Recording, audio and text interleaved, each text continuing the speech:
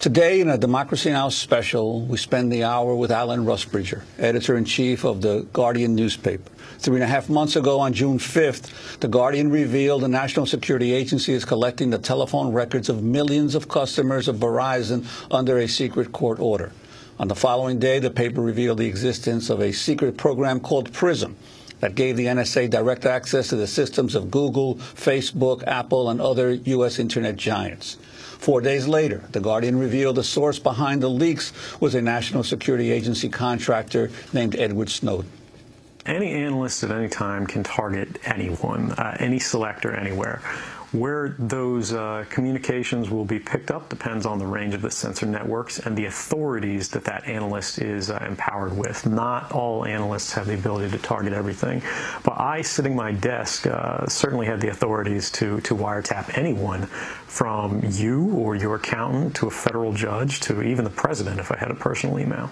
Since early June, The Guardian has continued to publish a remarkable series of exposés based on Edward Snowden's leaks, coloring in the details on how the NSA has managed to collect nearly everything a user does on the Internet. The articles have ignited an international debate about the NSA's activities, digital data protection, and the nature of investigative journalism. And the paper has been directly targeted as a result. In August, David Miranda, the partner of Guardian reporter Glenn Greenwald, was detained and questioned at Heathrow Airport under Schedule 7 of Britain's Terrorism Act. Miranda was detained for 9 hours and only released after British authorities seized his mobile phone, laptop, cell phone, and USB thumb drives.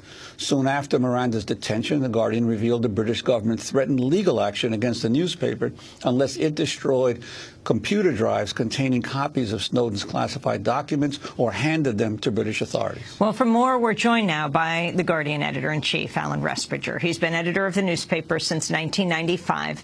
Alan Rusbridger, welcome to Democracy Now! Very happy to be here. Did you have trouble coming into the United States? No, I came through very easily. How about the rest of your staff? There have been moments when they've been fairly comprehensively frisked, either leaving or coming in. And Glenn Greenwald, who's been doing most of the reporting, is not risking moving around at the moment, which is probably sensible. Do you think he would be arrested if he came back to the United States, Glenn, as an American citizen? Yeah, I hope he wouldn't be. And one of the things that I've tried to make a point of is that we've moved our reporting to America, because I think America's rules around press freedom, First Amendment, and so forth should protect this kind of reporting. So I very much hope, with the eyes of the world on America, that somebody who has done the reporting that has got this matter into public debate wouldn't be punished for it or criminalized. Could you take us back to the beginning of this worldwide, really, expose that you've been in the forefront of, your paper has been, how the story first came to you and your decision to begin to print it so soon after you received the initial information? Well, I think it's quite an interesting story about the old world and the new world. So there's the Fourth Estate newspapers, there's the Fifth Estate bloggers, and this is a union of the two. We hired Glenn Greenwald, who is a blogger, and who has written knowledgeably and, some people might say, obsessively about this subject over the last few years. In Hawaii, the 29-year-old NSA analyst was clearly reading Greenwald and was so troubled by what he was doing in his work that he wanted to find somebody knowledgeable to give this material to. So he came to Glenn. Glenn by now was working for The Guardian, and that's how it all kicked off. Talk about how exactly that happened. You have Edward Snowden, who flies to Hong Kong, and then take it from there with your columnist, Glenn Greenwald, Laura Poitras, the filmmaker, also another of your reporters who went to Hong Kong to meet Edward Snowden. Yeah, there was about 2 weeks when they were all essentially closeted in the same hotel room. It was a rather unreal period for anyone who's watched a Hollywood movie about these kinds of things, you know, agents on the run, stashes of secrets. But they worked together, and it was important for me that there was a Guardian reporter, a conventional reporter in the room, along with Glenn and Laura. That was Ewan McCaskill. That was Ewan McCaskill, who's a Scottish reporter who's been on The Guardian for years and years and years, very experienced, not easily impressed reporter. And between them, they started to go through this stash of material that Greenwald had, that Snowden had with him. And we obviously had to establish Snowden was who he said he was, and that the material was what he said it was. And at the end of about 2 weeks, we started to publish material based on it. And the decision about what to publish first, and given the fact that it's been a string of continuing revelations that have come out, and how was that decided on? Well, to begin with, we needed some help from Snowden to point us to what he thought was important. This is not a world that's easily. These are not documents in which the stories sit up and show themselves. This is a complex world. A lot is written in acronyms, if not in actually code, and so we had to be guided initially to some of the stories that Snowden felt were most newsworthy. And it was important for him, I think, that the world had some sense of what he was trying to say before he outed himself. And so we started doing stories about this intersection between Silicon Valley, the telecom companies, and the intelligence agencies in what is, I think, something new, which is putting entire populations under a form of surveillance. So that's what we did in that first week before Snowden came out and revealed himself to be the whistleblower. Edward Snowden himself had signed up for the Special Forces in the United States, broke both his legs in a training accident, and then left. How did you confirm his credibility on all of this, who he was?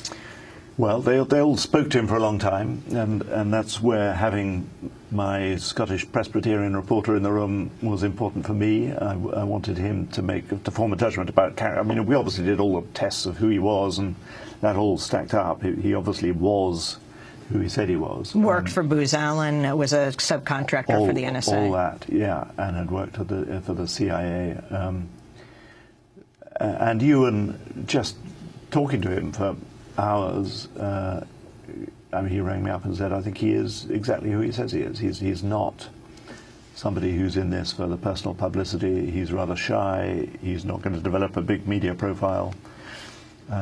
He's got these documents, and he is giving them to a news organization, hoping that after this first week we will use our judgment about what we consider significant.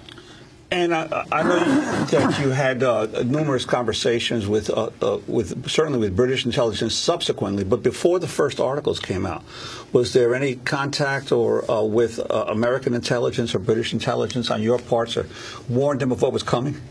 Well, the first 4 stories were all NSA rather than GCHQ, and they were all edited out of New York. And we were in touch with the agencies via the White House. And we warned them of what we were going to publish, and we had sometimes helpful dialogue, sometimes robust dialogue about what we were going to do, but it was important for me that we gave them the chance to respond and to make plain any concerns that they had about any particular things. And was there any effort on their part to dissuade you from publication? Yeah, they were. I mean, they told us why they thought we shouldn't publish some things. There were 1 or 2 things that were helpful because we didn't want to go into this behaving irresponsibly or to put agents at danger or operations. And so I think it was important to have those conversations. And Edward Snowden also made that a requirement, isn't that true? That people not be exposed. Yes, yes. No, he said, look, you will have to form your own judgment, but I would like you to behave responsibly and, as you say, not expose agents or ongoing sensitive operations, for instance, in Afghanistan or Iraq. We're talking with Alan Rusbridger. Go to break, and we'll be back with him for the hour. He is the editor-in-chief of The Guardian for almost 2 decades, also author of a new book on playing the piano and his work at The Guardian. It's called Play It Again, An Amateur Against the Impossible. We'll be back in a minute. Bill Scott here on Democracy Now!, democracynow.org, The War and Peace Report. I'm Amy Goodman with Juan Gonzalez. Our guest is Alan Rusbridger. He's editor-in-chief of The Guardian newspaper for almost 2 decades. Can you talk about when the British government called you and said they wanted your hard drives, they wanted this information?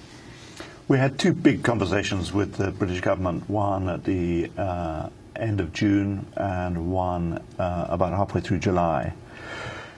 And it became obvious to me that their tone was hardening. I think they felt this story was out of their control, and there came a point where they directly threatened the legal action. Now, in the UK, the government can move and stop publication. I don't think that's possible since the Pentagon Papers in the US. And there came a point in which it was obvious we only had 2 options. One was to return the material, and the other was to destroy it. It didn't actually matter much to me because the material was already in America, and I had already shared some of it with the New York Times. So it was going to make no difference to the reporting. But what I didn't want to do was to get into a big legal action which could potentially have frozen it all. And so what did you allow to happen? So this bizarre thing happened, the most bizarre thing that I think has happened in my journalistic career, which was that 2 technical people from GCHQ, which is the government communications headquarters, it's the equivalent of the NSA, came into The Guardian and supervised our destruction of the laptops on which we'd been working. So you said you wouldn't give it to them, but you destroy your own hard drive? I wouldn't give it to them because I think journalists generally don't hand material back to governments.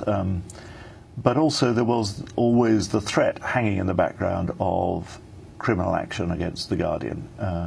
And I don't know what these, or against Snowden. And I don't know what these discs would have told them about who had been looking at this material. And I didn't want to give them evidence that could be used against The Guardian. It's difficult in which you have this potential of criminalizing reporters who are informing the debate that everyone says they want to happen. So I wouldn't give it back to them. And so the compromise we agreed on was that we would smash it up, and it turns out to be harder to smash up a computer in ways that would satisfy the spooks than perhaps you imagined. How'd you do it? Well, first of all, you take it apart, you reveal all its guts. And that's what you're doing with the GCHQ guys there. So they're saying, okay, now you take this circuit board there. I've got a bit of circuit board here. That's what a MacBook hard drive looks like after the GCHQ have insisted that the holes go there, there, there, and there, and there. But you carry this with you? I carry it with me. It's a sort of little momentum. I think it's a rather sinister reminder of the intersection of state and journalism. But it's not just the hard drive. You have to destroy the logic board. There are specific chips on the trackpad and the keyboard, and so it was a very long, dusty, rather noisy work to smash up all these computers. Well, but obviously there were other copies of the same information in other countries, and I'm wondering if you would comment on this world now where governments have a lot of trouble being able to snuff out information in one country because of our international information system now that makes it possible for it to crop up in another country.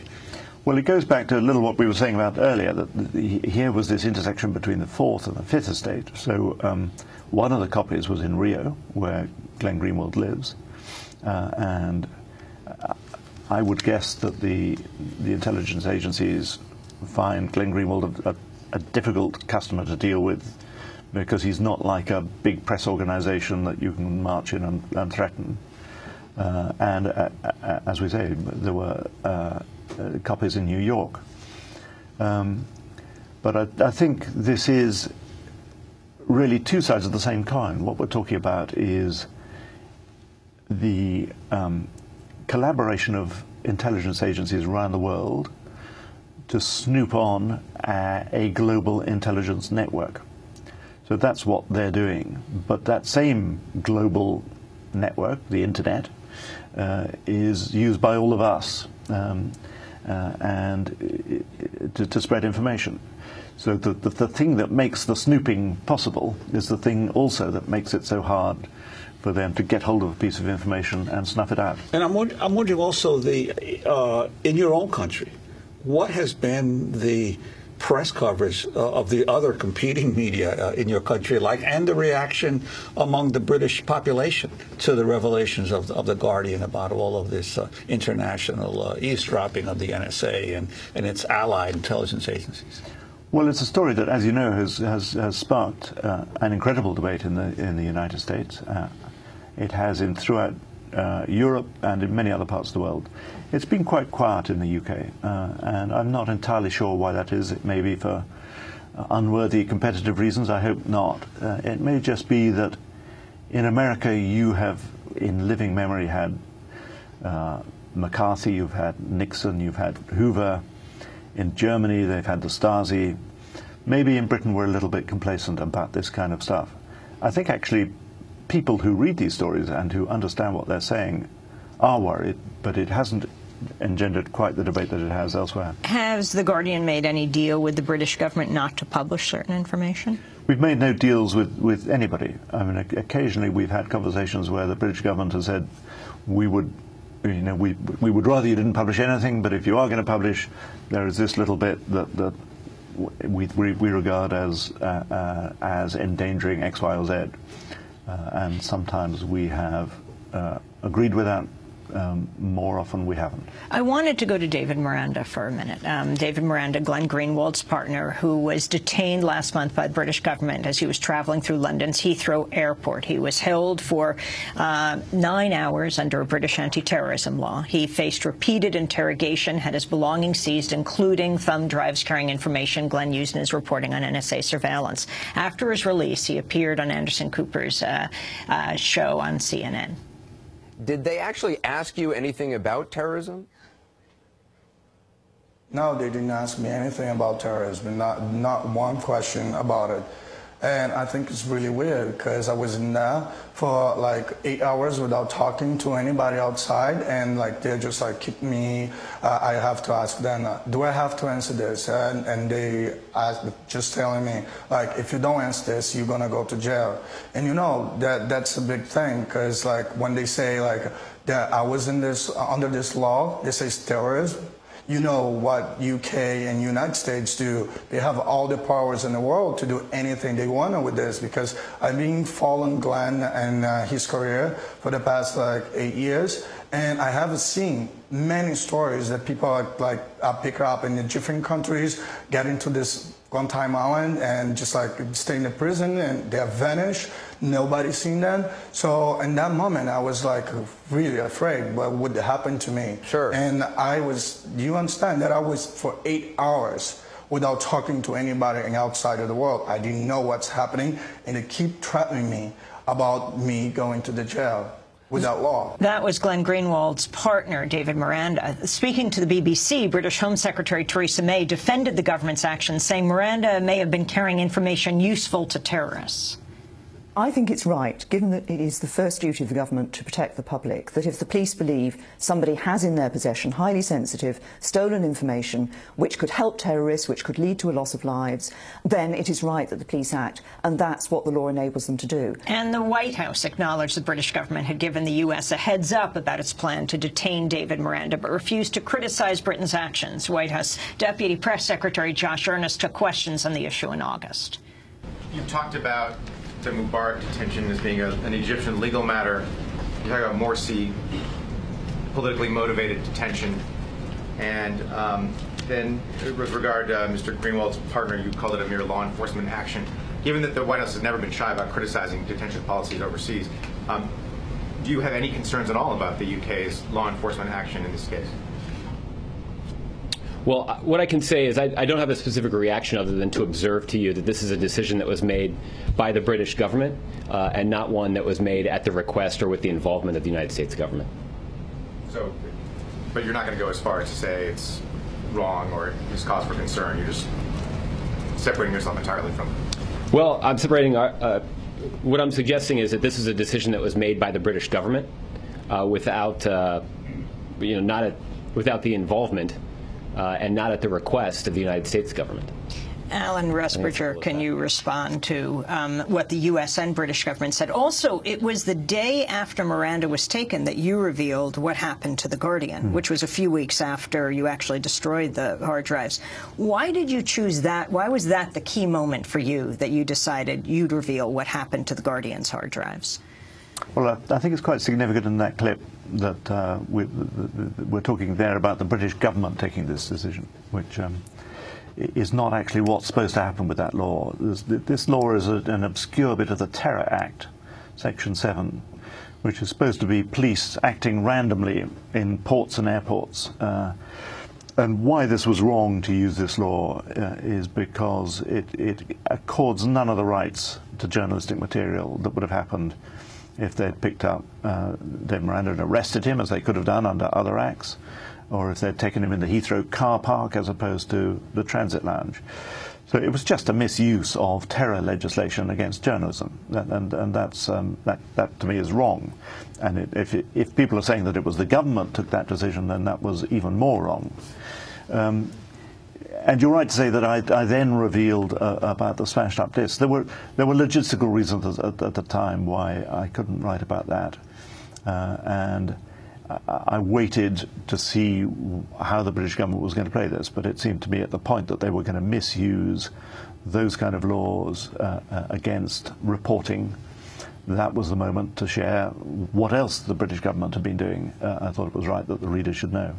And Alan Rusbridger, I'd like to ask you about the Edward Snowden odyssey since the initial revelations and his travel from Hong Kong then to Russia and becoming an international standoff between the United States and Russia over whether he'd be handed back. Whether that's complicated your ability to continue reporting on this at all, because obviously the source of your information is now not as readily, as easily available as he was in June and July? Well, I think he knew, and he told us that in leaking this material, he knew that this was going to be immensely complicating for his life, to put it mildly.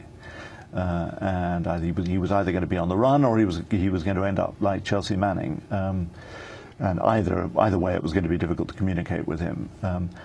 We didn't know that he was going to end up in Russia. I don't know if even he knew at that point that he was going to end up in Russia. Glenn is still in contact with him via encrypted email, so we still have some contact with him.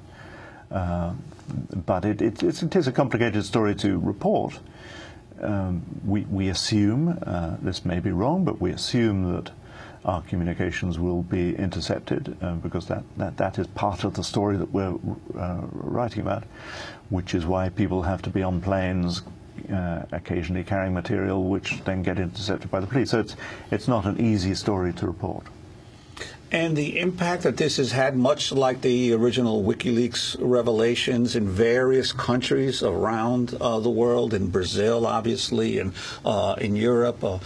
Did you expect at the beginning that this would have the ramifications and the explosiveness that it's had in various countries, not just the United States and the UK?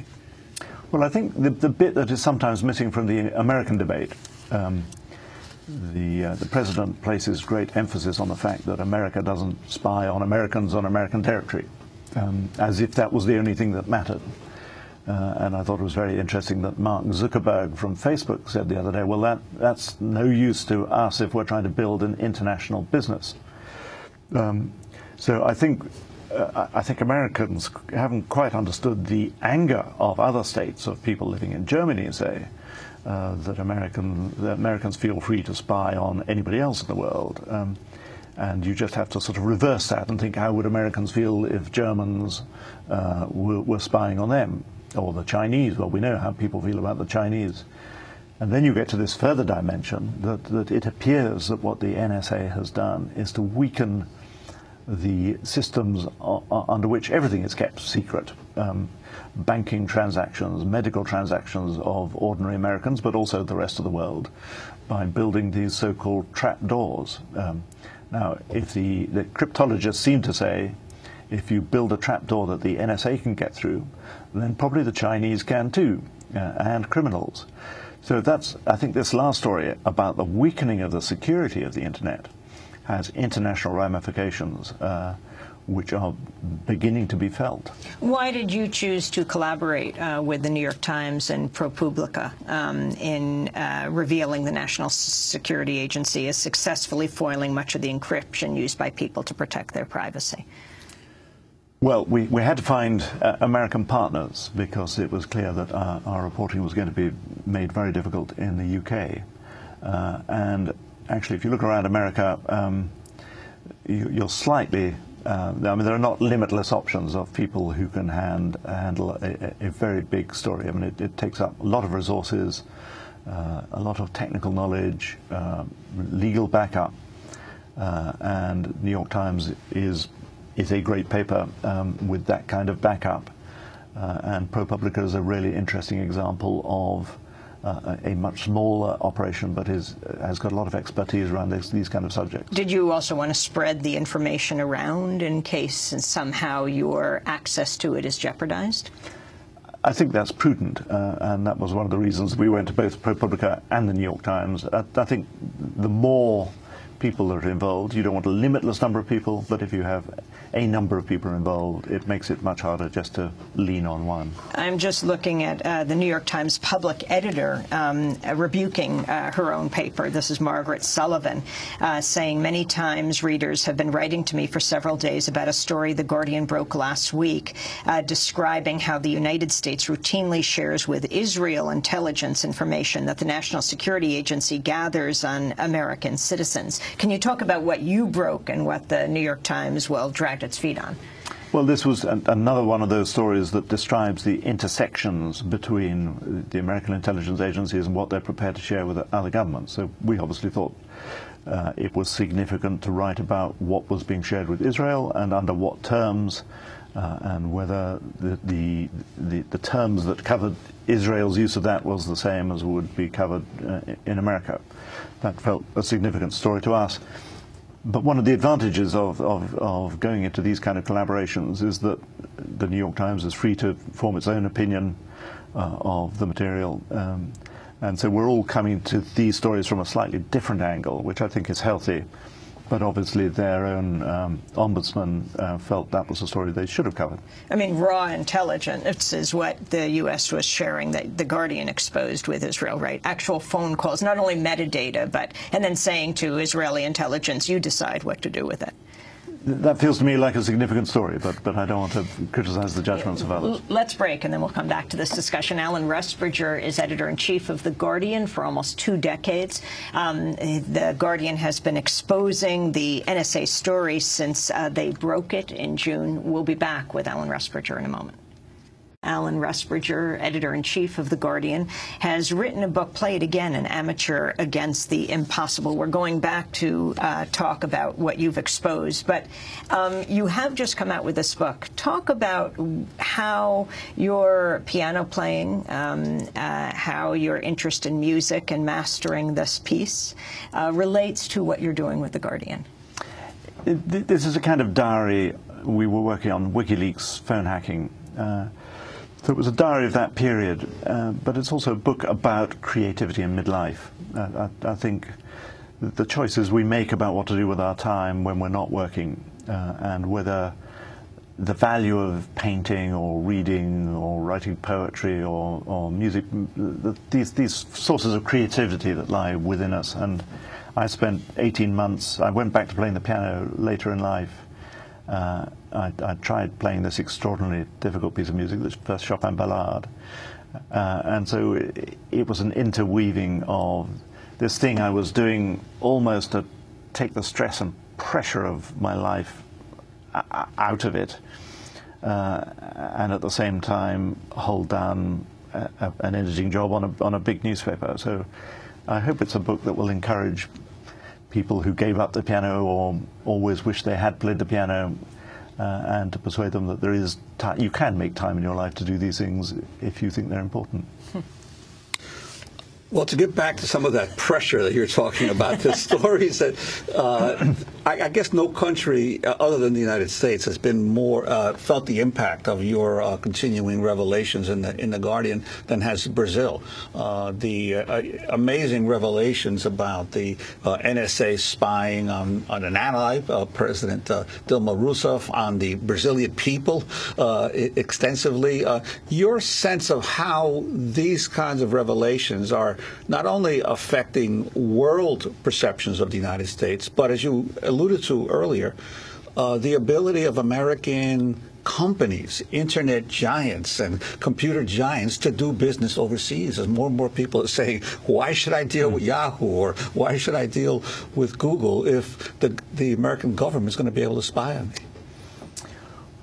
Well, I mean, I know some people have a wary shrug and they say, well, spy, you know, what's new about that? But I think it is surprising the degree to which apparently friendly nations are eavesdropping each other at heads of state level or cabinet level. We did the story about the G20 meeting in London in which the British government set up a kind of phony tent, an internet cafe, in which delegates could go in and do their emails, not knowing that the British government or the British intelligence services was logging all their email passwords in order to carry on spying on them when they went home. You know, most of these were friendly allies, and there was no justification for that except the economic well-being of the UK. So I think these are troubling revelations. Brazil is another country. And I think it gets to be a big story for American innovation and business if the rest of the world comes to associate these companies with forms of surveillance. That is going to damage American companies, and I think the Silicon Valley companies know this, and they are worried. And it also applies to the standards, the international standards by which the Internet as a whole operates, and this sense that the Internet is in some sense American, or that America should be have a overall role in deciding these standards. There's going to be a lot of pushback on that in future, and all these things, you know, there's a short-term gain in this kind of behavior. Well, there's already been some pushback in terms of President Dilma Rousseff threatening to try to find a way to extricate Brazil from the U.S. dominated Well, you can Internet. understand it, can't you? I mean, again, you put it the other way around. If we discovered that Brazil was trying to listen to President Obama's phone calls or emails, there would be outrage. So you can understand why other states just are offended by this kind of behavior. Earlier this month, while in Sweden, when President Obama was on his way to the G20 in St. Petersburg, where he faced, you could say, a wall of bricks, as in Brazil and India, China, South Africa, Obama said he's working to reassure foreign allies following the wave of revelations surrounding U.S. spying on other governments. The publics in Europe and around the world that we're not going around snooping at people's emails or listening to their phone calls. What we try to do is to target very specifically areas of concern. We are consulting with the EU in this process. We are consulting with other countries in this process and finding out from them what are their areas of specific concern and trying to align what we do in a way that I think alleviates some of the public concerns that people may have. That was President Obama of Sweden. I want to get your response to that, Alan. Also, Glenn Greenwald, your columnist, has a news story out in The Hindu as we're broadcasting. Among the BRICS group of emerging nations, he writes, India is the #1 target of snooping by the NSA. In the overall list of countries spied on by NSA programs, India stands at 5th place with billions of pieces of information plucked from its telephone and internet networks just in 30 days. I haven't read that story yet. I mean, on the President's reaction, a lot of his reaction is, look, just trust us. we can't tell you about this, it's too secret, but you're going to have to trust us. And by the way, we've got the oversight mechanisms. And he says the debate would have happened anyway without Edward Snowden. Yes, well, the debate never did happen, did it? Because the instinct of these agencies is always going to be to keep it as secret as possible and to criminalize people who talk about it. So that debate didn't happen until Snowden came along. And who is overseeing this, and do you trust them? I mean, Dianne Feinstein, a great public servant, but does she really understand the finer details of cryptology and encryption and the capabilities which are expanding exponentially, and can they really match up what the laws were intended to do and what engineers are now capable of doing? These are the questions. And I think it's not enough to just say, take us on trust, we're not doing this, we're not doing that, because these secret courts, the FISA courts, were now learning some of the things that were troubling them that they never made public. And so it's a lot to take on trust. You know, Alan Rusbridger, the Guardian has exploded onto the global scene with the exposé of News of the World and their phone hacking that forced Murdoch to close News of the World. Interestingly, it was a story about phone hacking. Can you talk about that progression of The Guardian to exposing the WikiLeaks documents, working with Julian Assange, to what you're seeing today? I mean, The Guardian has just done a remarkable series of exposés. Well, The Guardian's always been something of an outsider. Started in Manchester in 1820. Has been owned by a family trust since 1936, so it has no owner. We make our own editorial decisions, so we have a high degree of independence. And it seemed that after 2000, a third of our audience was in America, which is why we've moved to America. We now have an operation of 55 people in America and an audience of many millions. About a third of our audience of 42 million is now in America. And I think there's just an appetite for this kind of reporting. It's quite rare now. We don't have shareholders saying we want our returns and cutting budgets, and so I mean it's a bit like what you're doing. It's keeping very much an international focus, because I think most American citizens realize their lives cannot be understood in a purely national context. The things to do with security, economics, technology, the environment are stories that can only be told internationally. Well, I wanted to read an excerpt from a recent letter sent by the National Security Agency to family members of its employees. The letter, dated September 13th, is signed by NSA Director General Keith Alexander and Deputy Director John Inglis. It says, quote, "Some media outlets have sensationalized the leaks to the press in a way that has called into question our motives and wrongly cast doubt on the integrity and commitment of the extraordinary people who work here at NSA CSS, your loved ones. It's been discouraging to see how our agency frequently has been portrayed in the news as more of a rogue element than a national treasure."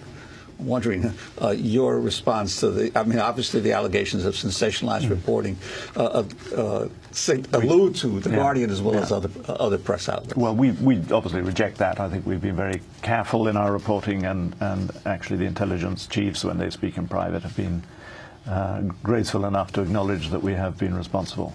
I can understand why you would write a letter like that. And we're not saying that the people who work inside the NSA are bad people.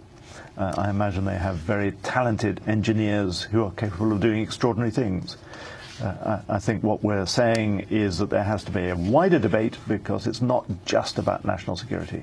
There are other interests in society, privacy, civil liberties, reporting, which have to be weighed against security. And so if you write about this, you're not saying that the NSA is full of bad people. That would be silly. So I perfectly understand that you write a letter to the families saying that much of what you do is good and important, which it is. I'm wondering also, since we mentioned earlier your involvement with the WikiLeaks scandal as well, your sense of Julian Assange. He's still in England, basically in detention, effectively, and your sense of his role in terms of being able to bring out to the rest of the world these secrets that the U.S. military was and the U.S. government was preventing its own citizens from seeing. Well, I think Assange had a very good and simple idea, which was about liberating material, and in a sense, what we tried to do there is what we're doing here, which is to root our reporting on the American First Amendment. So, even in the UK, a mature democracy, this reporting was impossible, and I think America should take pride in that. That you have this written constitution that encourages this kind of reporting, and I think if you thought how much we would welcome whistleblowers from Iran or China or Russia, if we could find out the kind of hinge that Assange imagined, in which this material could be safely leaked and protected by the highest standards of free speech, that would be a good thing. It went a bit wrong with Assange, and he's sort of out of action in the Ecuadorian embassy in London. Although hardly out of action, because he helped Edward Snowden ultimately get to Russia. That for better or worse, yes. but I think he's not been able to operate as effectively as he could have done. But that doesn't mean the idea was wrong. I think the idea was a good one, and that's why I think, for me as an outsider, when I see Chelsea Manning given a 60-year sentence, you think, what kind of signal does that send whistleblowers? Because whistleblowing, as I say, if we had a whistleblower inside the Iranian nuclear project or inside the corruption in some parts of the Chinese government, we would welcome that. And so there are kind of universal standards, and that's what civil liberties is all about. You have universal standards of human rights, and you have to be careful to observe those and not to bend them and start using terror legislation against journalism just when it affects you. Do you think journalism is threatened? Well, I think journalism is certainly threatened by this kind of mass surveillance, yes, because it's impossible to have confidential sources in a world in which algorithms can immediately work out who you've been talking to. That's a big threat. Alan Rusbridger, I want to thank you very much for being with us, editor-in-chief of The Guardian for almost 2 decades. He has just published a book, Play It Again, An Amateur Against the Impossible.